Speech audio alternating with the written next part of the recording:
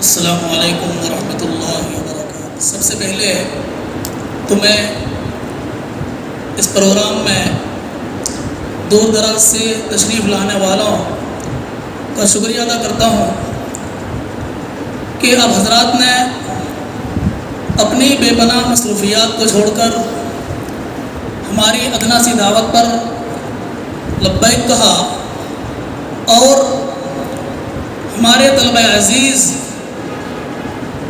کے پروگرام میں شرکت کر کے ان کی حوصلہ افزائی فرمائی۔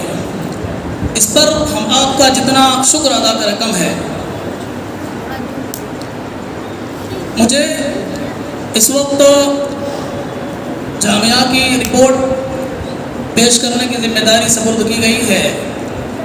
پورے سال جامعہ میں کیا ہوا اور یہاں 8 اساتذہ کرام کیا کام انجام دیتے ہیں، اس سلسلے میں اجمالی رپورٹ آپ کے سامنے پیش خدمت ہے۔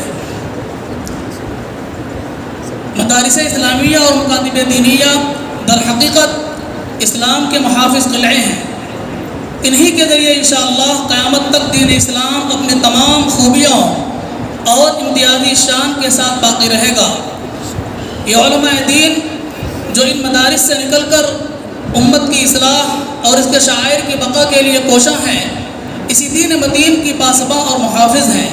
ہندوستان کی گزشتہ 100 سالہ تاریخ شاہد ہے کہ جب انگریزوں نے یہاں قدم رکھا اور مسلم حکومت کو تاراج کرنے کی سازش شروع کی اور مسلم عوام کو اپنی ثقافت و تہذیب کے اثرات سے متاثر کرنے کی فکر کی، اسی وقت سے علماء حق نے مدارس اسلامیہ کے ذریعے مسلم عوام کو انگریزوں کی چالوں سے باخبر کرتے ہوئے اپنے دین و مذہب اور عقیدہ و ایمان پر باقی رکھنے کی ہر ممکن کوشش کی۔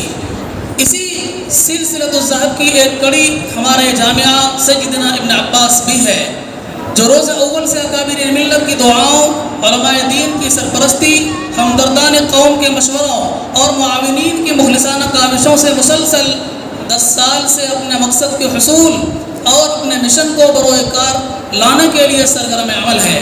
اللہ تعالیٰ اس کے سرپرستوں، اس کے بانیوں اور خدمت گزاروں کو پوری ملت اسلامیہ کی طرف سے جزائے خیر عطا فرمائے۔ سامعین محترم، میں یہ بات واضح کرتا چلوں کہ ہمارے جامعہ کا نصاب تعلیم 5 سالہ ہے۔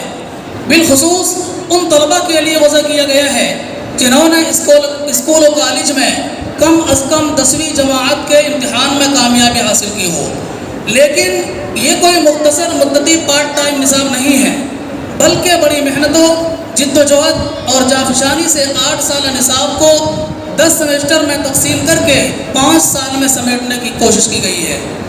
اس بنیاد پر اس نصاب کی اہمیت و افادیت دیگر نصابہ تعلیم کے مقابلے میں دو چند ہو جاتی ہے۔ یہ نصاب تعلیم اس جامعہ کو دیگر جامعات کے مابین ایک تفوق اور امتیاز عطا کرتا ہے۔ نصاب کی اسی خصوصیت کے پیش نظر جامعہ میں داخلے کی بنیادی شرط ہے کہ جامعہ میں داخلہ لینے والے طالب علم کی عمر 15 سال سے کم نہ ہو، کم از کم حافظ قرآن ہو اور ہائی اسکول سے پاس ہو۔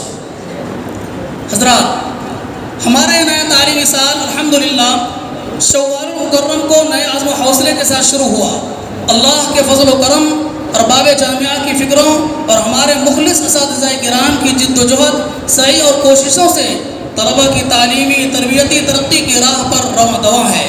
اللہ رب العزت نے جامعہ کو روز اول سے جس طرح مخلص بانیان، پوری فکر مندی کے ساتھ کام کرنے والے کارکنان سے نوازا، اسی طرح باہمت، ایثار و قربانی دینے والے، ملت کا درد اور نونہالوں کی فکر رکھنے والے اساتذہ کرام کی ایک پوری ایسی ٹیم عطا فرمائی ہے جو اپنی ذمہ داری کو نہ صرف ذمہ داری بلکہ خدمت اور آخرت میں اللہ کے پاس جواب دہی اور ان خدمات کے بدلے ملنے والے انعامات کی حصول کی تمنا میں فکر مندی کے ساتھ لگے ہوئے ہیں اور احساس ذمہ داری کے ساتھ طلبہ کی تعلیم و تربیت میں لگی ہوئی ہے۔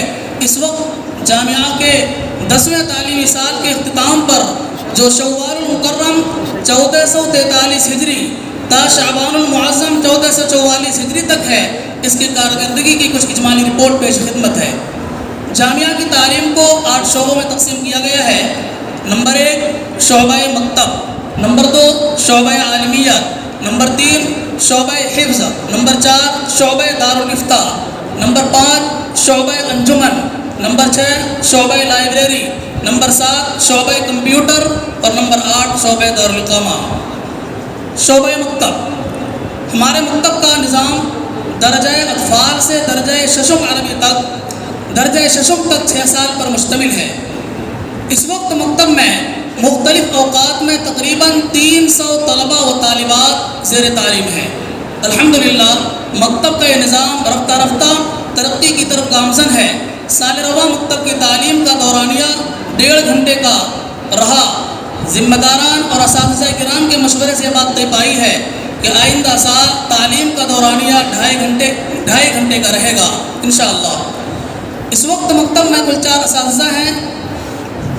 حافظ شاہ اعظم صاحب بحیثیت صدر مدرس اپنے باذوق اور متفکر اساتذہ کرام کو ساتھ لے کر بہتر انداز میں اپنی ذمہ داری نبھا رہے ہیں۔ الحمدللہ گزشتہ سال کی بنسبت مکتب میں داخل ہونے والے طلباء کی تعداد میں کافی اضافہ ہوا ہے۔ نمبر 2 شعبہ عالمیہ، یہ شعبہ 5 سالہ مختصر کورس پر مشتمل ہے جو دارالعلوم ندوۃ العلماء لکھنؤ سے مربوط ہے۔ اس شعبے کی جماعت رابعہ عربی کے طلباء کا سالانہ امتحان دارالعلوم ندوۃ العلماء لکھنؤ میں ہوتا ہے۔ اسی سالانہ امتحان کی بنیاد پر وہاں فضیلت میں داخلہ ہو جاتا ہے۔ یاد رہے کہ اس شعبے میں بطور خاص ان طلباء کا داخلہ لیا جاتا ہے جو اسکول و کالج سے کم از کم 10ویں کا امتحان دے کر کامیابی حاصل کر چکے ہوں۔